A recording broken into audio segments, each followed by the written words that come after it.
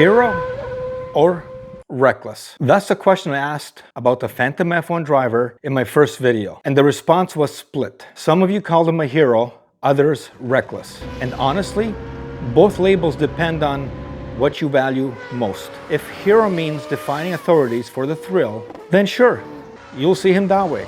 But if reckless means risking lives, breaking laws, and treating public roads as a racetrack, then that fits too. My job isn't to hand out medals or insults. It's to show facts and for you to decide which side of the line you stand on. Now, the first time I posted a video of the Czech Phantom F1 driver, I didn't expect much, but wow, the theories, the debates, the comments, they were something else. So in this video, I'm diving into the wildest reactions, the legal hot takes, and the questions you threw my way.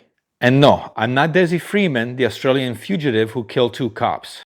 Look at this face. Does it look like I could hurt a fly? The first time I saw the Czech F1 Phantom was in 2019, maybe a little bit earlier. And I honestly thought it was some type of promo for Formula 1. And yeah, I thought it was cool. I always wondered who the lucky driver was that was allowed to drive on public streets and get paid for it. It never crossed my mind that somebody will be actually dumb enough to take a claimed F1 car onto public highways. I mean, who'd risk taking a chance in crashing into another motorist and losing everything just to show off on the highway? Turns out, there was one guy. Which brings me to the very first question. What car is that? On the YouTube channel where this mystery machine appears, the presenter claims that it's a Dallara-built prototype F1 car. So this is what you all have been waiting for since the start of this channel, right? This is the real Formula 1 car from 2006, tested by Kimi Räikkönen. And yeah, this is a real F1 car, not a GP2 or something like that, but F1, or to be exact, an F1 prototype car made from Dallara for Ferrari. And while the story might sound cool, the experts and the internet are screaming, that's a Dallara GP2 car. There's no record of Dallara ever building a secret or official F1 prototype for Ferrari. The only confirmed collaboration between the two was the Ferrari 333 SP, a Le Mans prototype built in the early 1990s, and not an F1 car. The more widely accepted and less romantic explanation is it's a GP2 car, dressed up in Ferrari-style colors to look the part. But why push the deliberate framing of the car as a Formula 1? It's a clear strategy. The name Formula 1 generates more attention and more clicks than GP2. Moving on to the next most popular comment. And it's about Czech laws. And you think you know the Czech laws. You know nothing. Stupid YouTuber. Oh wow. That cuts deep. I never said I knew Czech laws, but it's not hard to Google it. Czech legal framework. The Charter of Rights and Freedoms Article 39 and the Criminal Procedure Code Section 2, Paragraph 2. Both state the burden of proof lies with the prosecution. Even if someone confesses, authorities are still required to verify all circumstances before a conviction is valid. Courts must evaluate both incriminating and reach a decision beyond a reasonable doubt. So in the case of the Phantom F1 driver, even with all the footage and the public outcry, he's still legally presumed innocent until proven guilty in a court of law. Now, according to some local media, people have been reporting the F1 lookalike vehicle on public roads for years. Neighbors and the police knew him.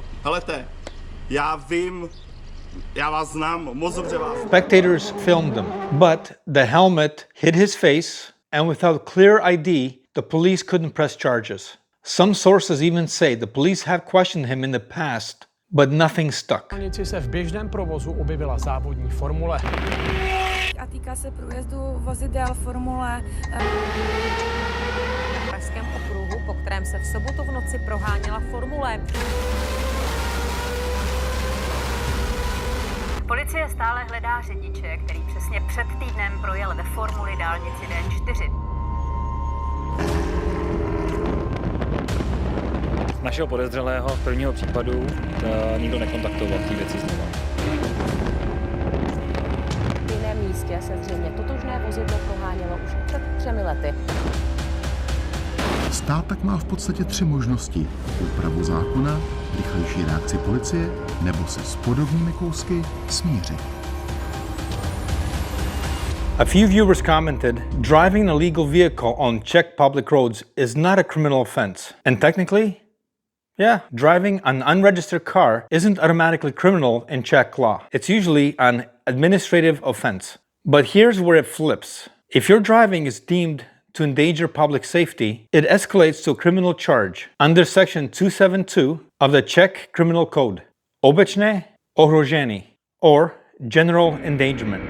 And let's be honest, doing 300 kilometers an hour on public roads isn't just reckless, it's textbook endangerment. You're not just breaking traffic rules, you're putting lives at risk. So no, the act of driving isn't criminal, but the way you drive, that's what makes it criminal. Moving on to insurance and road coverage. One viewer asked if I checked whether he had insurance. His comment was, guys like this can just self-insure with a bond or a trust, but that's not how it works here. In the Czech Republic, the short answer is no. A motorist cannot simply self-insure a vehicle for road use the way some US states allow. Every vehicle on public road must carry compulsory liability insurance from a licensed provider. This policy covers the damages you cause to other road users or property. It's non-negotiable and it's directly tied to the vehicle's registration. No insurance, no registration, no legal driving. And here's the best part. In his own video, the presenter basically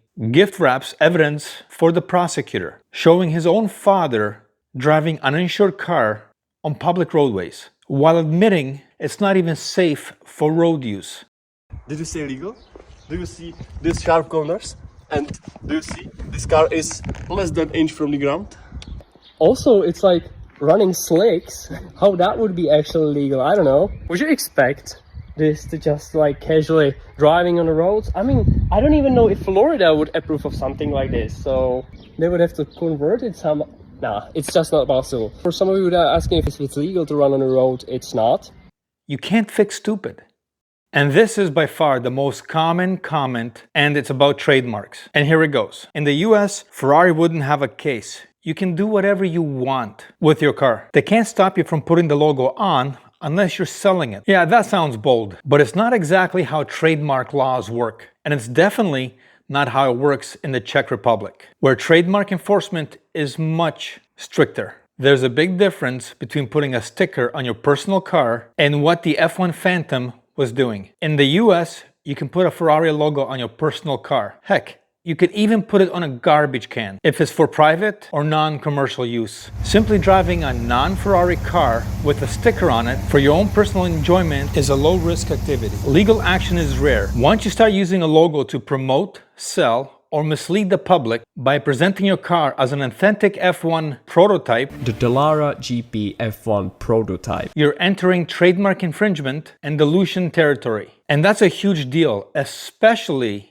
for a brand protective as Ferrari. And by the looks of it, this guy has that kind of money that would make Ferrari lawyers very, very interested. Even other YouTubers have tested this line. Take the case of Whistling Diesel, for example. Lawsuit. Ferrari didn't sue him. And here's why that's a different situation. That video was filmed on private property, and fundamentally, there's no law in destroying your own personal vehicle. Although in my books, destroying a Ferrari for YouTube videos is very stupid. And in Czech Republic, the law is more protective. Using a registered logo on a non-authentic vehicle, especially one that is filmed and posted publicly, can be seen as unauthorized use. And let's be real, this isn't just a fake Ferrari. With F1, Vodafone, Shell, Marlboro, Acer, and even Kimi Räikkönen's name slapped across it. The thing is basically a rolling billboard for lawsuits. Every logo on that car is another lawyer waiting to send an invoice. The real issue is, it's not about just slapping a sticker on a car. It's about how the car is presented,